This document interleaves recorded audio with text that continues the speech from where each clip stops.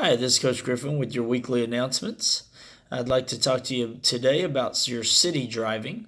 And if you're doing your driving logs, then you should be getting close to starting to drive in the city.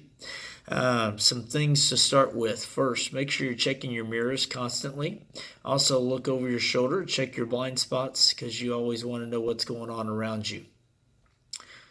Make sure you signal. You want to make sure you're communicating with other drivers, and your signal, turn indicator, your signal is a great way to do that. That way you're showing other drivers your intentions before you do those. One task that you're going to be making is lane changes.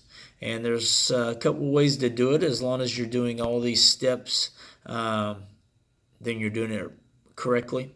The way I teach it is first I have drivers check over their shoulder, check their blind spot, make sure there is nothing in that direction in that lane, and then I tell them to signal, and then I have them make another check in their mirrors and over their blind spot just before they make the lane change, and then gradually go into that lane and then take your turn indicator off. That is the steps I use on the lane change. As far as green lights, when you're stopped at a red light and it goes green, don't automatically assume it's your turn to go. Double check, make sure nobody's running a red light before you go when it does turn green. That'll keep you safe.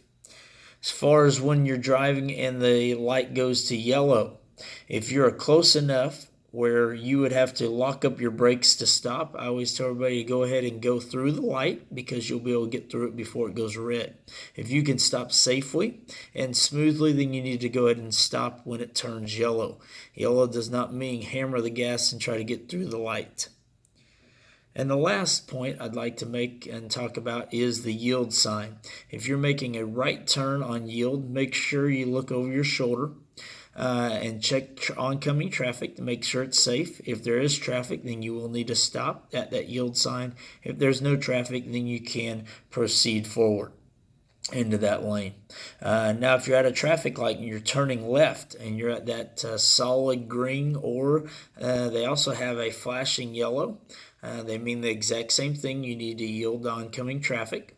And what I always tell everybody to do is do not get in the intersection until you know you can go, because you don't want to get stuck in the middle of the intersection and then it turns red on you and then you're panicking trying to finish your turn with traffic going. Hope that helps, and have a great day.